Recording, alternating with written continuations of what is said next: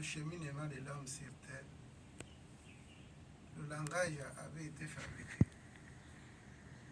Ça n'avait pas commencé par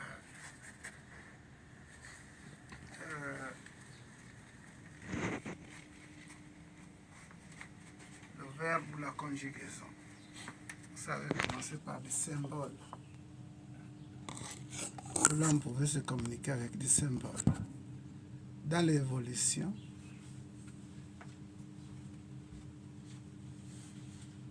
il a utilisé tous les moyens spirituels pour se faire comprendre par le verbe physique. Sinon, au départ, le langage était un langage spirituel, une communication intérieure, où on n'avait pas besoin de symboles. C'était original. Mais au cours du temps, avec tout ce qui a été cité, la jalousie, la malveillance en général de l'âme, on a perdu le contact, on a perdu le witi, ou le phénomène qui nous reliait. On a perdu ça, c'est-à-dire la lumière nous a quittés à un niveau. Parce que lorsque le mental de l'homme est désaffectué,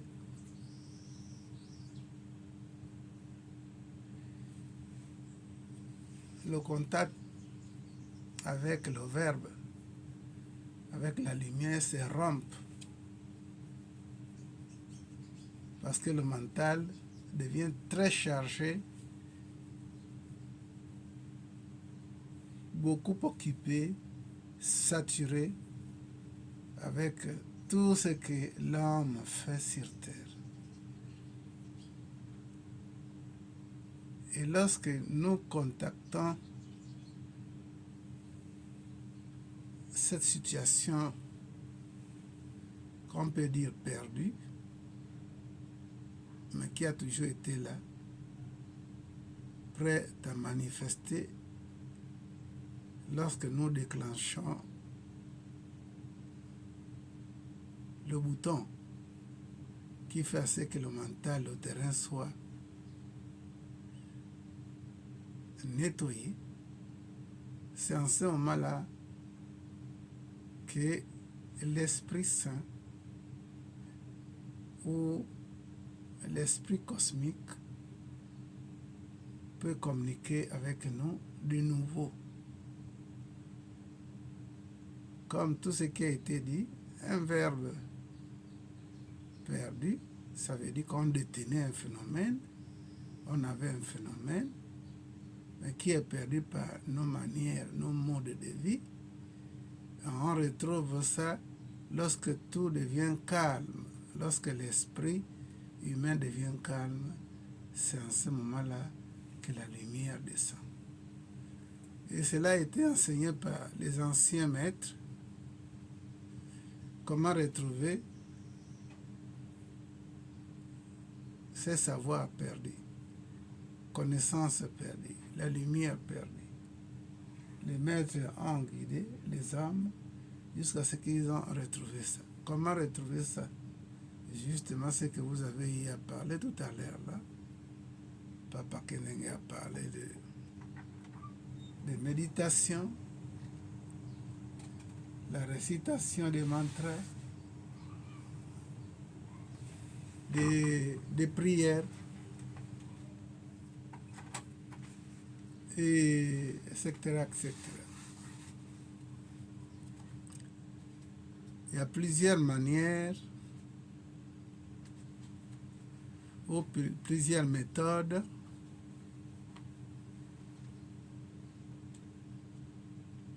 que l'homme a utilisées pour retrouver ces courants qu'on appelle le courant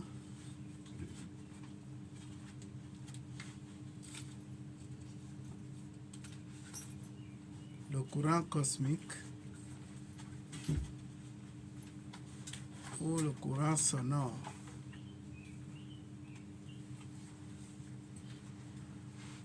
Le verbe perdu et retrouvé.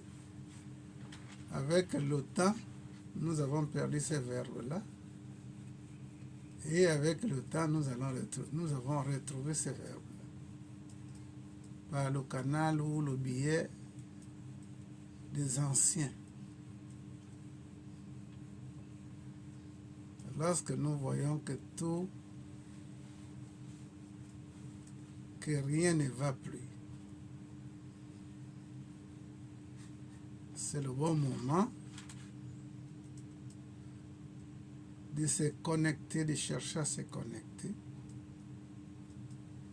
avec ces courants de vie audible qui ne peut qu'être ici manifesté par nos propres canaux. Comme c'est un courant de vie, ce courant-là est présent dans tous les niveaux. Le courant est présent dans tous les niveaux de vie. Il n'y a pas un niveau de vie où le courant de vie audible est absent. Donc, le verbe perdu et retrouvé, c'est la lumière et le son de Dieu qu'on appelle vulgairement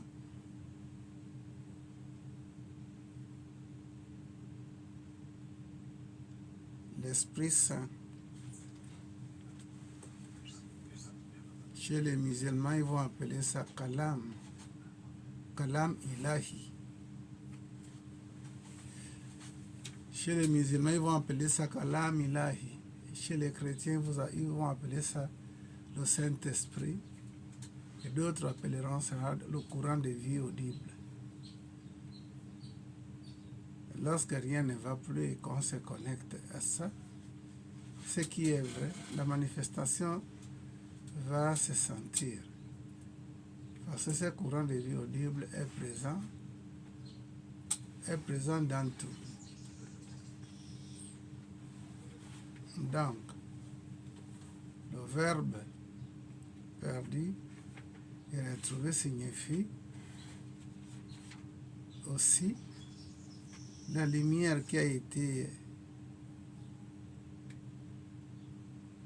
assombrée par des ténèbres par rapport à nos comportements, par rapport à nos modes de vie. À un moment donné, lorsque le mental est assaini, la lumière pénètre et tout revient dans l'ordre. C'est de l'actualité. Le mental qui est le terrain, le siège où tout se passe. Si on n'arrive plus à contrôler le phénomène-là, qu'on appelle mental ou l'esprit, lorsqu'on n'arrive plus à contrôler cela, tout est appelé d'aller dans tous les sens. Alors, lorsque nous voulons ramener le phénomène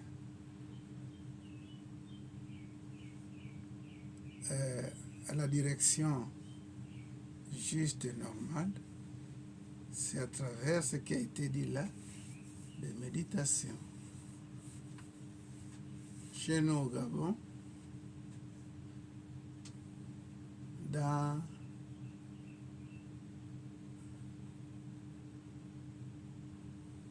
la science bouddhique, on appelle ces verbes perdu et retrouvé Moku Kwa Kancha.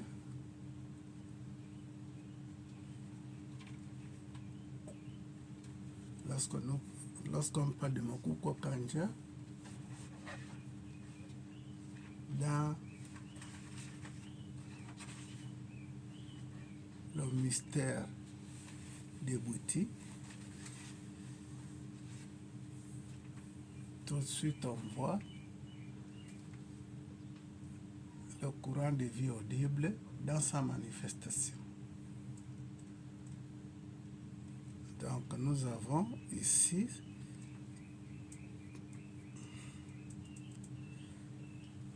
cette graine-là.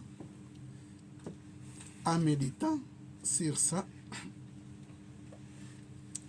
on se retrouve sur la manifestation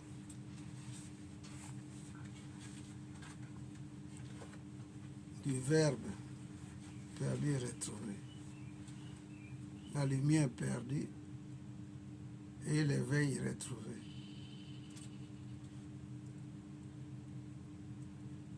Le changement qui nous amène à l'éclairage. Namasté. Namasté.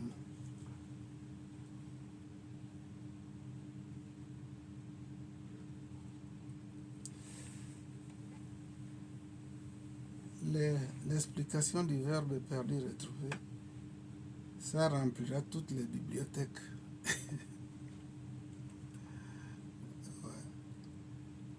On va écrire, réécrire, écrire, réécrire. C'est de l'actualité. C'est ancien et c'est nouveau.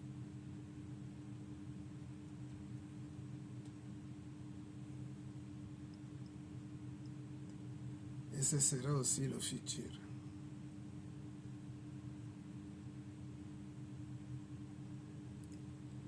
Ce qui était, ce qui est et ce qui sera. À jamais. À jamais. Voilà.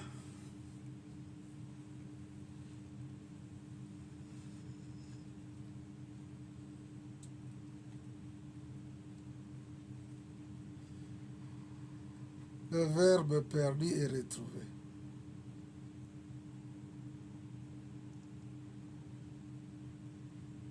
Le verbe perdu est retrouvé. Comme on disait qu'on va écrire, remplir les bibliothèques et tout.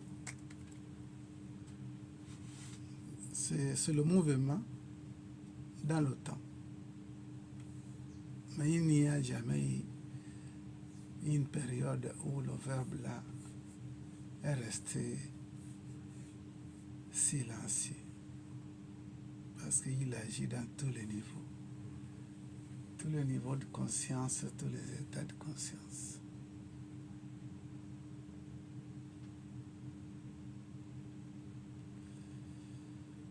Voilà.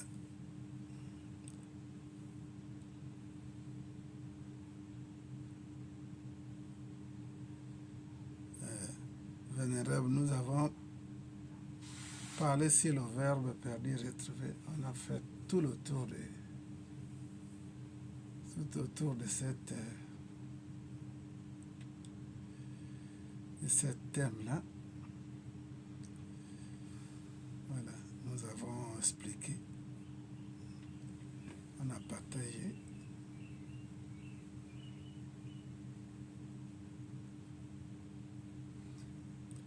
Qu'aujourd'hui nous avons...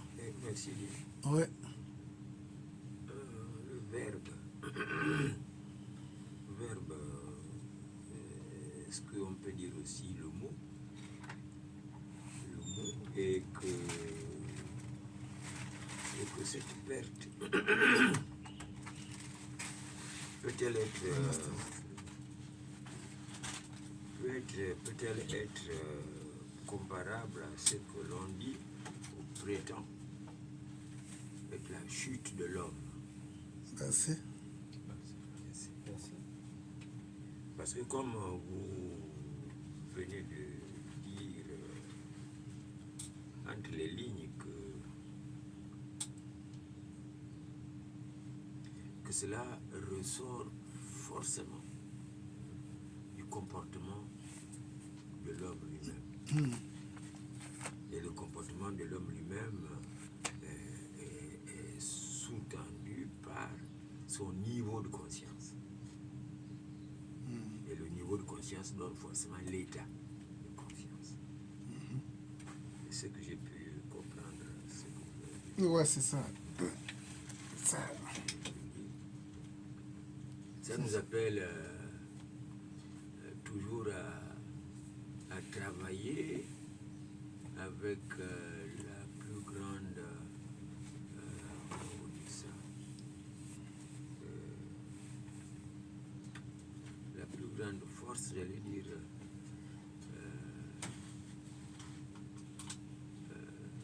dans un esprit inconditionnel. Parce que sinon, nous allons intégrer le doute. Parce qu'en méditant, tout rentre dans tous les comme vous dites, les petits diabolotés là, rentrent à vous perturber et forcément, nous sommes dans une sorte d'instabilité. Et cette instabilité-là retarde la réalisation intérieure, donc le niveau de la bonne conscience. Tout est là. Tout est là sur le tableau ici. Tout ce que je résume ça comme ça, tout est là. Et comme vous dites, tout s'implique, tout se connecte, tout comment on dirait ça, se connecte en fait. Tout est interpénétré, interdépendant. Parce que par exemple, nous avons cette loi en nous. Si j'ai mal à la dent, je risque de boiter. Les larmes risquent de couler. Alors que ce sont des individualités, mais comme nous sommes tous connectés, c'est l'objet d'une conversation il y a quelque temps. C'est pour dire que tout ça là, ça va ensemble. Le mot perdu. Mais nous perdons tous les jours le mot, dès lors qu'on laisse pénétrer un peu un laxisme.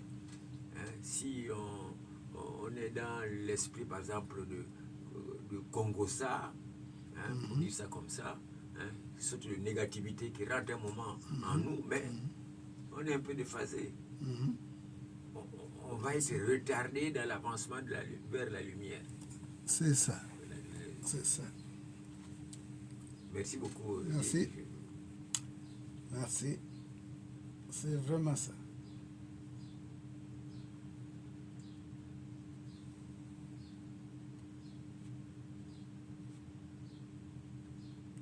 Physiquement, quand il n'y a pas la lumière,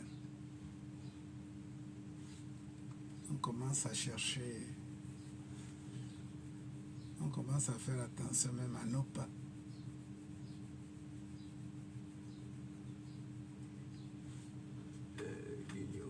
La dernière fois où vous avez glissé comme ça vis-à-vis d'une de vos parentes, vous disiez que l'autre avait dit que comment veux-tu guérir si tu développes des mauvaises pensées? C'est comme ça que dans la vie courante, quelqu'un vous dira, ou bien un médecin ou je ne sais pas qui, vous dira que pour guérir, il faut une certaine proportion de la bonne conscience, donc votre confiance et tout ça, et l'autre proportion pour la valeur du médicament. Médicament physique, là. Vous voyez, ça nous ramène à tout ça. Ça nous ramène à tout ça. Ouais. On ne peut pas, quand je voyageais là tout à l'heure, on disait que vous ne pouvez pas vouloir quelque chose de son contraire. C'est son contraire. Sinon, ça s'annule. L'effet bénéfique s'annule. Ça s'annule. Ouais. Et le verbe qui nous amène vers Nkukwanza va être retardé. Tout à fait. Pour certains, ils vont le perdre. Il va être retardé. jusqu'à ce que vous deveniez la bonne conscience. C'est ça. Les clés de la réussite à tout niveau sont aussi simples que cette simplicité reste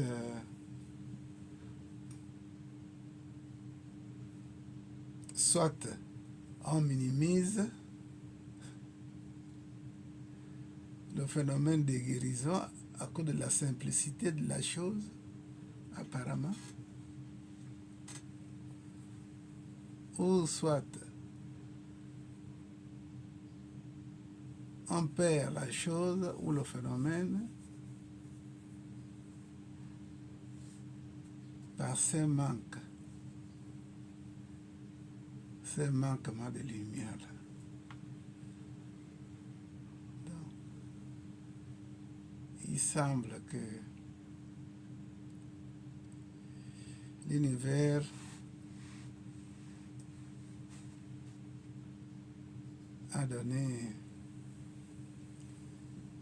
avait laissé, je dirais, dans nos mains des problèmes et des solutions. Dans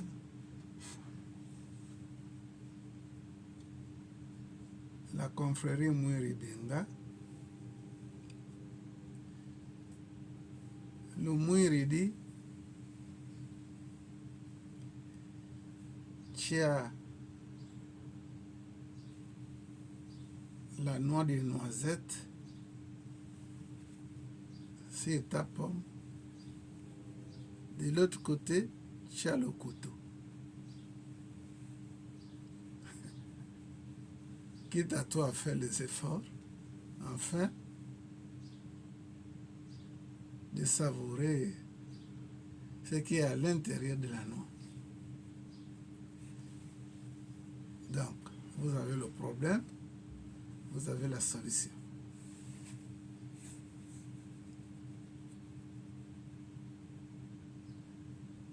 Et il y a des gens qui ne savent pas que le couteau est là pour pouvoir casser ou couper les choses. Ils peuvent rester avec le couteau, ça va rester comme ornement. Ils ne connaissent pas que le couteau peut servir à un moment donné à écailler les poissons. Ça va rester là. Dans certains techniques, quand ils connaissent, certains qui ne connaissent pas le poisson, ils ne prennent même pas le temps de nettoyer et couper le poisson, mais ils préparent ça avec les écailles et tout.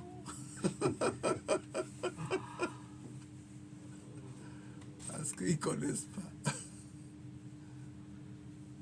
Voilà.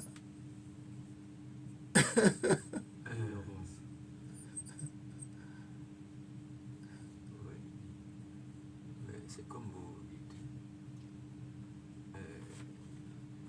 On tourne en rond. Ça, on tourne en rond. Et le problème est la solution. Et est-ce qu'un problème peut survenir s'il n'y a pas une solution? Non, ça ne peut pas. Selon les lois d'abord du temps, ça ne peut pas être. La dualité. Pour l'instant, ce n'est pas comme ça. Bon. Mais pour se rendre compte de tout ça, c'est toujours cette histoire de niveau de conscience. La valeur du poisson, la manière dont il faut traiter le poisson pour pouvoir se nourrir correctement, c'est la question des niveaux de conscience. L'autre côté, quelqu'un dira que on vous présente la solution après, c'est une question de lecture. Si on ne vous a pas appris à lire ça, voilà, vous ne saurez pas. Même si vous avez le livre, faut apprendre à lire. Il faut apprendre à lire. Apprendre à lire, il y a encore d'autres secrets dedans.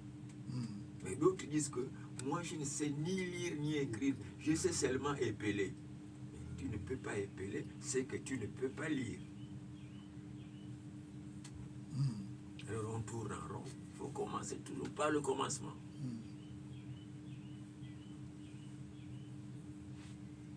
En tout cas, des solutions sont là, des problèmes sont là.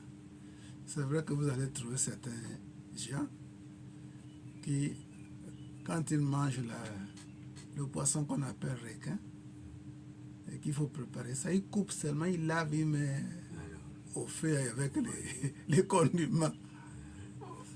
Pour manger, c'est des problèmes parce que ils découvrent que la chair a du sable. Et les ergots, là, les petits boutons là, peuvent former des piquants dans votre langue. Que tu ne peux pas manger les requins s'ils préparent ça. Oh, il y a un certain savoir là, à enlever la couche de sable qui est sur la peau du requin. Donc, le problème est là, le couteau est là. Qui est la solution? Le problème est là, la solution est là. La couche du sable qui est problème, le couteau qui est solution, et la connaissance.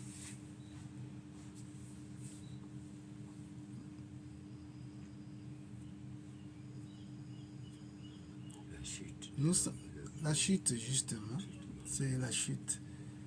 Quand il y a manque de lumière, l'obscurité prend l'ampleur, et puis on ne voit même plus ce qu'il y a, même à quelques centimètres ou quelques mètres, on ne voit plus ça. Alors, cette nuit, j'étais confronté à un problème. C'est pas nouveau, hein, c'est souvent. Quelqu'un ira me dire que pour ta liberté, je ne parle pas du libre arbitre parce que c'est trop compliqué. Pour ta liberté, il faudra être positif, hein, et il faudrait les comprendre, il faut pardonner.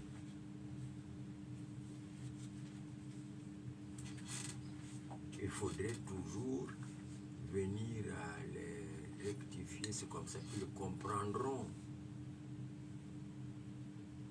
le bon sens de la vie ici. Parce que si tu ne le fais pas, tu n'auras pas fait ce qu'il faut. Je me suis insurgé contre ça. C'était tout un débat. Moi, je leur ai dit que, écoutez, c'est très bien. C'est comme ici, vous allez toujours plaider pour nous, vous allez toujours travailler pour nous. Maintenant, nous, on fait quoi pour vous? Est-ce que ici, nous sommes descendus à ce degré-là de l'échelle? Est-ce que c'est unilatéral? Est-ce que le bras gauche doit toujours travailler pour le bras droit et le bras droit ne travaille pas pour le bras gauche? Moi, je dis, je ne suis pas d'accord avec vous. Parce que pour qu'il y ait justice, je ne sais pas où est-ce que j'ai inventé ça encore. Pour qu'il y ait pardon, il faut qu'il y ait justice. Vous n'allez pas pardonner quelque chose qui n'existe pas, donc vous n'avez reçu aucune analyse, aucune qualification, et que celui par la faute de qui cela est arrivé ne comprend pas qu'il a mal fait et qu'il doit exprimer un repentir. Bon, je me suis dit, bon, je ne suis peut-être pas suffisamment avancé pour comprendre ce que c'est, mais je ne suis pas d'accord.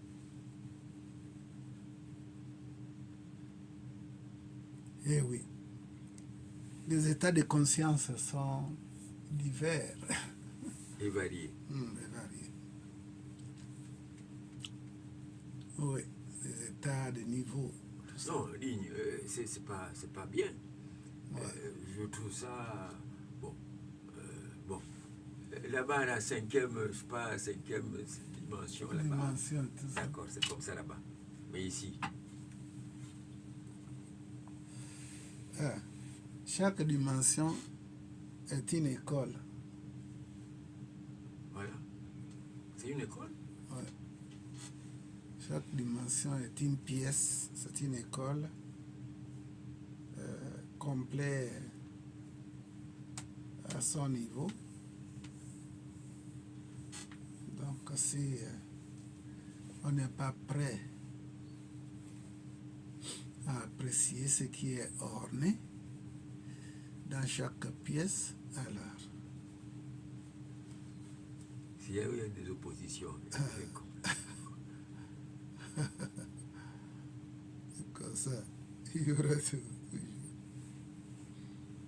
Bien, nous allons nous donner au verbe perdu. Nous allons nous aligner au verbe perdu. Enfin. un doigt. Oui. Oui, maître. Ah ouais? C'est quoi la théosophie? La théosophie? Non, la théosophie est une science ésotérique, religieuse, tout cela qui est pratiqué. C'est une science. La théosophie. Oui, c'est une science.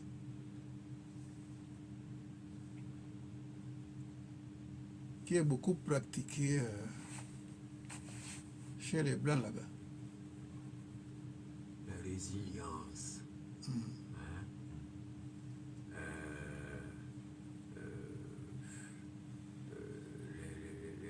Les actes.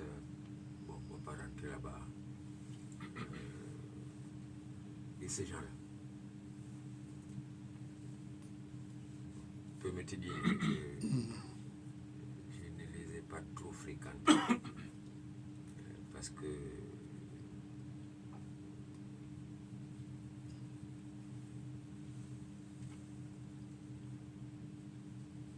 par exemple, vous connaissez les catholiques là qui vivent dans les enclos, j'allais dire dans les monastères, dans les machines. Ils émettent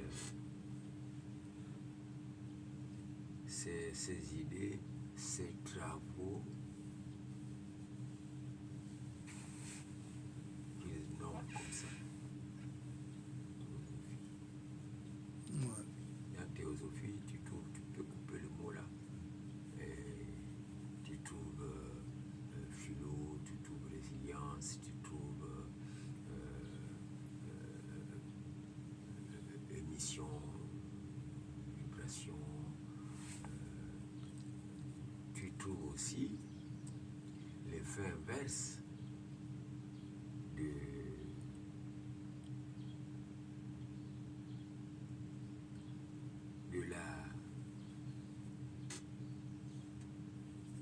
l'accaparement là, comment on appelle ça là, les vibrations qui atrophient. Comme la pensée unique atrophie. Et ces gens-là, c'est des précurseurs qui viennent dans les sacs de missionnaires.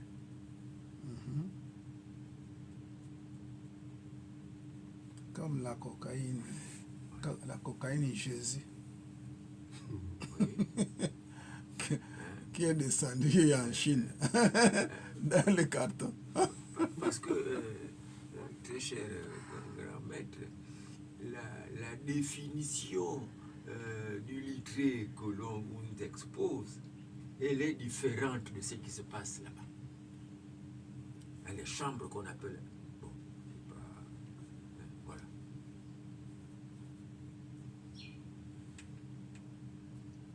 Vous voyez le vernis?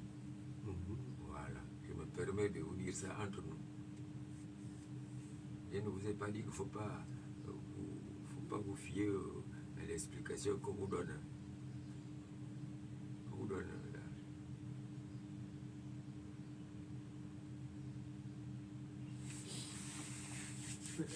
La fondatrice fille, madame, c'est une femme qui avait fondé ça.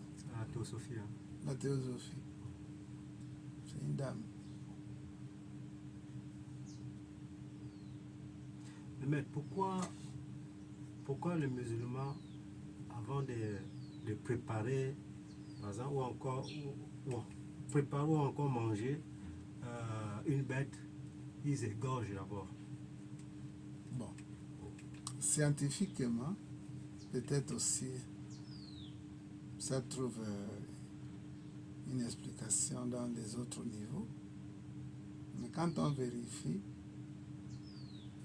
des animaux qui meurent étouffés, par exemple, vous voulez manger une bête, vous prenez des supports matériels, le bois, ou bien des marteaux pour le tuer avant, ou bien des animaux qui meurent étouffés par... il s'est fait prendre... Même le piège. Le piège et tout, il meurt étouffé. La souffrance là, hein, cette énergie qui devait être libérée, ça va empoisonner tous les organes de cet animal-là. Ça va même jusqu'au niveau des chairs. Et on appelle ça, spermatozoïde, l'adrénaline. Oui. Oui. Complexe excellent. Oui. Et beaucoup qui en consomment se retrouvent avec... ils ont consommé trop, se retrouvent... Namasté. Namasté. Namasté. Beaucoup qui en consomment trop se retrouvent avec des maladies telles que la goutte. Telles que la goutte, parce que ça rentre dans le nez, l'émission de ces effets-là. Ouais. Donc, les musulmans qui, avant de consommer des animaux, ils égorgent ça. C'est juste, parce que c'est scientifique aussi. Vous mangez un animal étouffé, vous allez être victime de plusieurs situations à cause des toxines qui s'accumulent. Le débat de ces animaux-là, ils dégagent l'énergie qui ne peut pas être favorable à tous ceux qui peuvent en consommer. Voilà la raison. Dernière question. Ouais.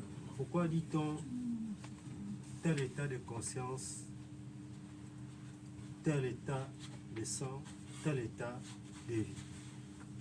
Tel état de... Pourquoi dit-on tel état de conscience, Oui. tel état de sang, tel état de vie? Du sang, ouais. Tel état de quoi? De vie. De vie. Ah, d'accord. Tel état de... Vous savez que il y a des gens qui ont une vie perturbée. Tout le long de leur aventure, ces personnes-là sont perturbées.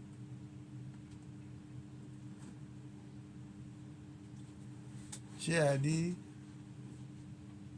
ta question était... Pourquoi dit-on tel état de vie? Non, tel état de conscience. Tel état de conscience, tel état de sang et de vie. Voilà. Alors, vous savez que votre sang peut être perturbé par vos pensées. C'est prouvé scientifiquement. Si vous avez peur, une peur excessive maintenue peut perturber la bonne irrigation du sang.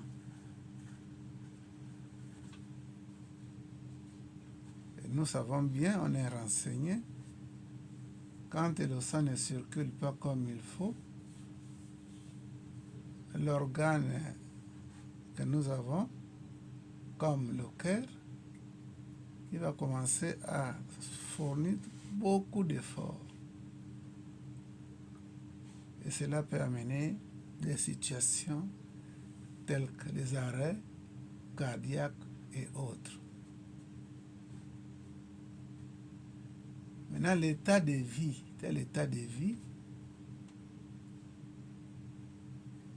nous sommes ce que nous pensons. Si vous voulez voir le diable partout sur ce qui peut surgir devant vous, peut-être des circonstances naturelles,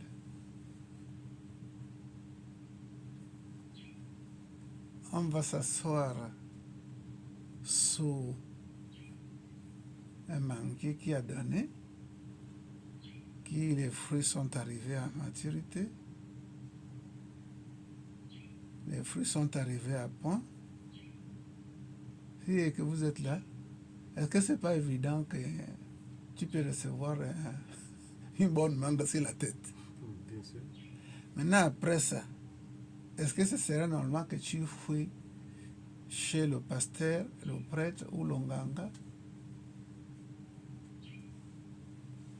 qu'une mangue est tombée sur ta tête? Qu'est-ce que tu faisais au-dessous de ces mangues? L'évidence, c'est que si tu as l'habitude de t'asseoir là, une mangue va tomber sur ta tête. Ça, c'est l'état de vie, l'état de conscience, s'il faut éclaircir. C'est un état de conscience. À moins que si le manguier la mangue a été influencée par une main noire, hein? Ça a été basculé, influencé par une main noire et ils ont dirigé ça sur ta tête. Parce que le phénomène chez les Blancs, comment on appelle encore le phénomène des fantômes.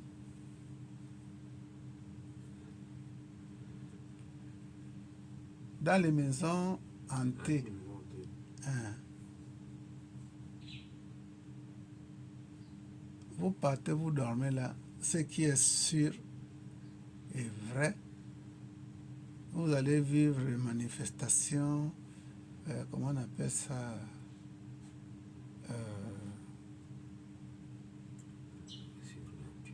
oui, c'est surnaturel, mais ils ont un nom à hein? Des entités?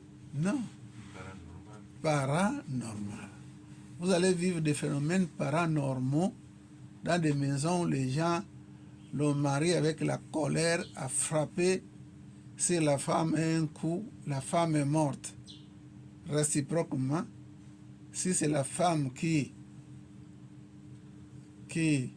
tue son mari dans l'état de la colère, la femme tue son mari, d'autres arrivent même à découper les corps là. Découper.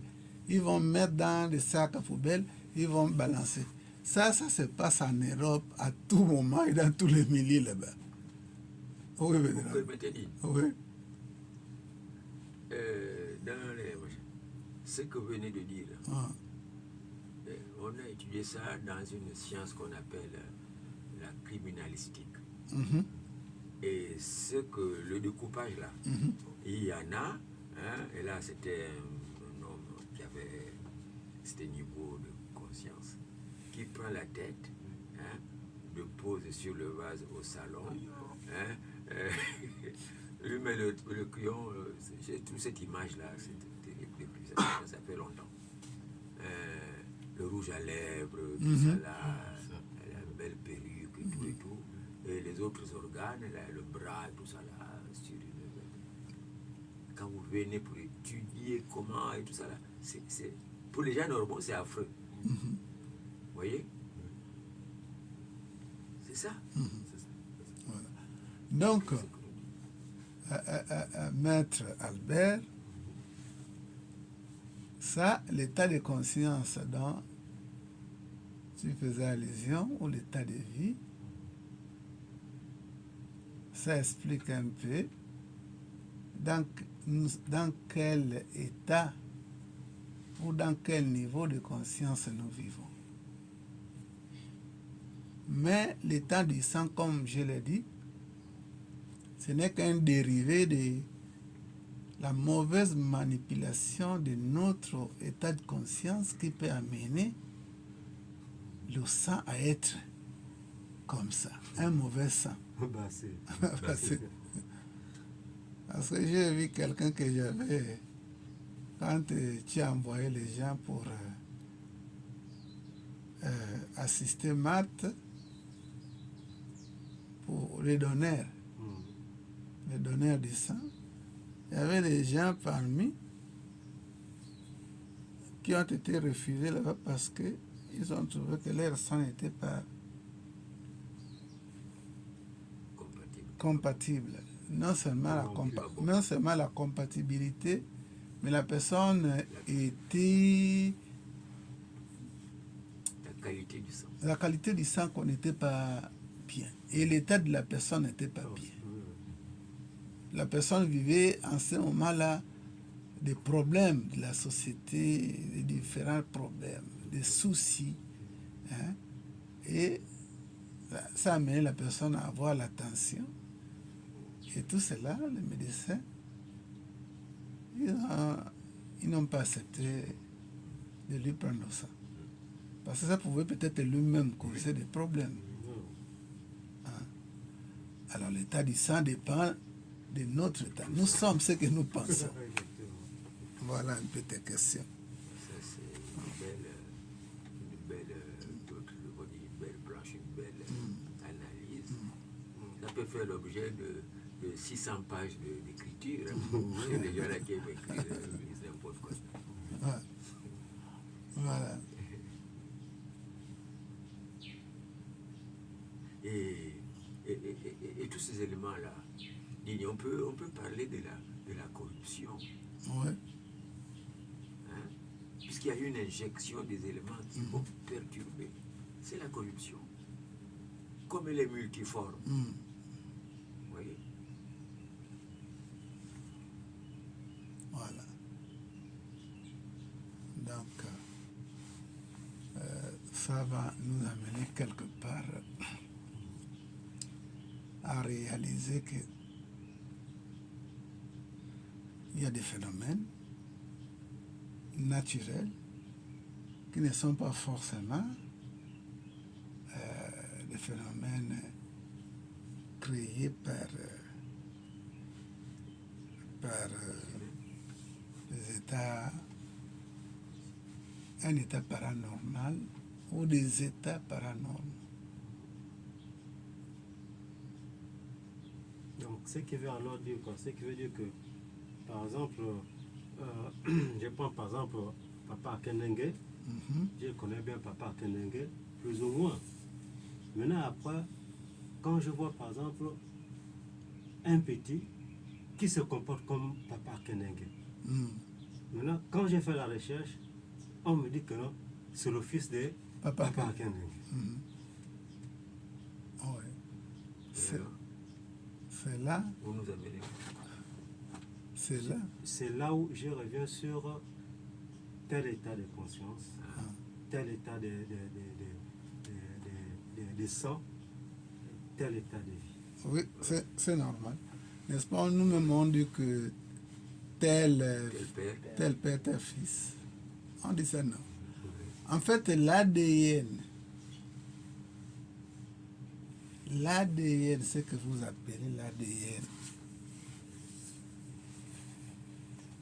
ça toute information à l'intérieur.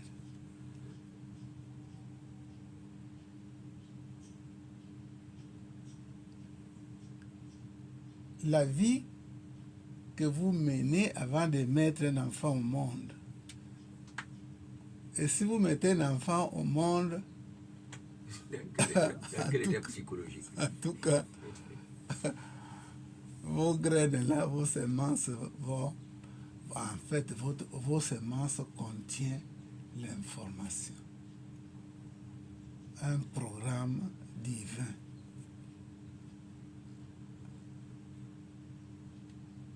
Forcément, la figure de l'image d'un enfant, tout autour de toi, c'est un papa qui est dans le quartier. Ça va t'amener quand l'enfant là. Et c'est profond. Jimmy n'est pas là aujourd'hui. Jimmy n'est pas là. Il allait bombarder comme d'habitude. Jimmy n'est pas là. Mais ce que vous dites là de manière anodine, mais c'est profond, c'est tout ça. L'information. Regardez. Bon. Scientifique veut dire que ce sont les analyses des faits dans un plus large spectre qui résume un fait et qui peut être exposé à tout le monde. C'est ça, scientifique.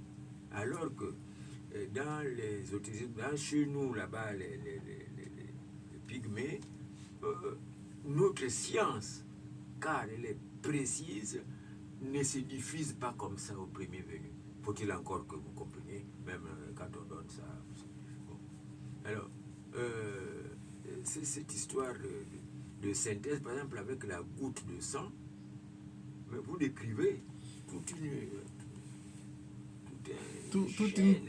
une chaîne, toute une choses. Vous pouvez trouver tout ça. D'ailleurs, même, vous voyez, chez les Américains, là, lorsqu'ils veulent s'amuser, ces analyses vont pour les négros africains qui sont nés là-bas il y a des siècles, on dit, ah, toi, tu ressors du Congo. Par exemple. Oui.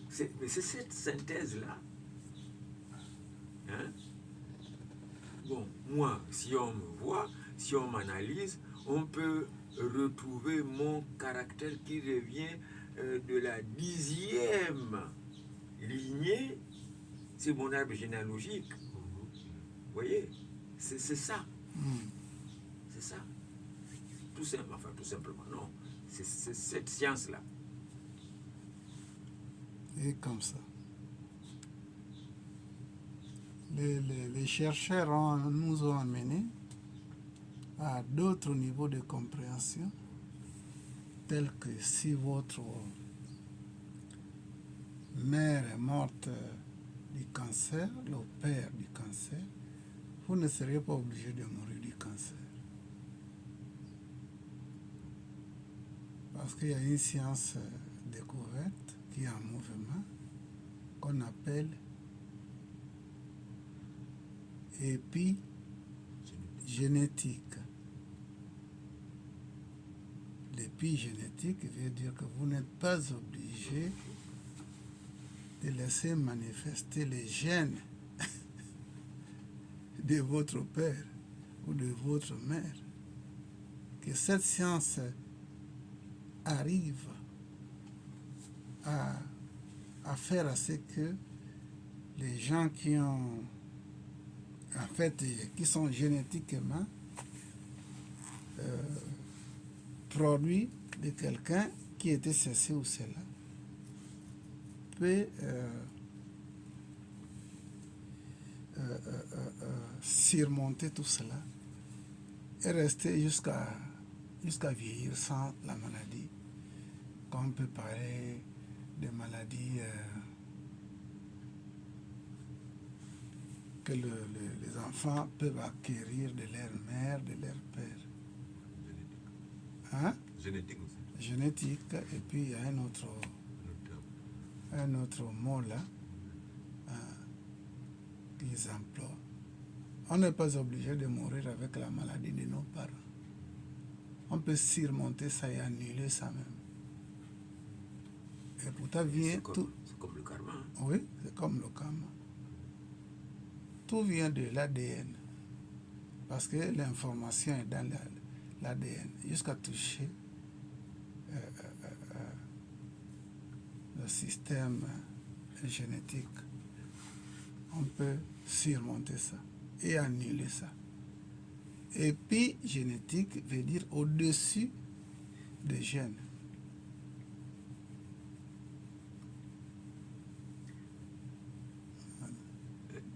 Oui. Il venait de raconter là que on disait quelque chose multiforme, hein, n'est-ce pas? Bon, mais dans les paroles que vous prononcez pour expliquer, c'est tout un programme. Tout un programme. Bassé. On dit que c'est tout un programme. Bon, donc, c'est comme ça qu'on ne peut pas tout le temps vous arrêter pour nous expliquer. C'est tout un programme. Tout un programme, oui. Voilà. C'est tout un programme. Il faut qu'on retrouve le verbe. Ouais. Voilà. Et justement, le verbe dont nous parlons, le verbe perdu et retrouvé, la chute dont vous avez parlé tout à l'heure là, la chute de l'homme, a fait à ce qu'il puisse perdre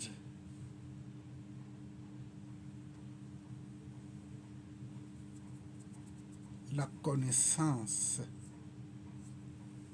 de la lumière en lui. Parce que perdre là, comme les gens peuvent penser que perdre, c'est qu'on ne peut plus retrouver, ça n'a rien à y voir avec le retrouvail. Oui. Parce qu'un verbe ou quelque chose de perdu veut dire qu'on peut retrouver ça. Stocké. Oui. Parce que tout est stocké. Oui, vénérable. Alors, maintenant, la perte, la chute. Plaçons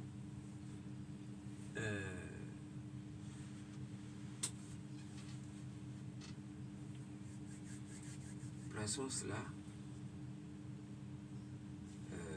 sur notre bon, allez, on va faire court. L'Afrique, de manière globale. Plaçons cela sur la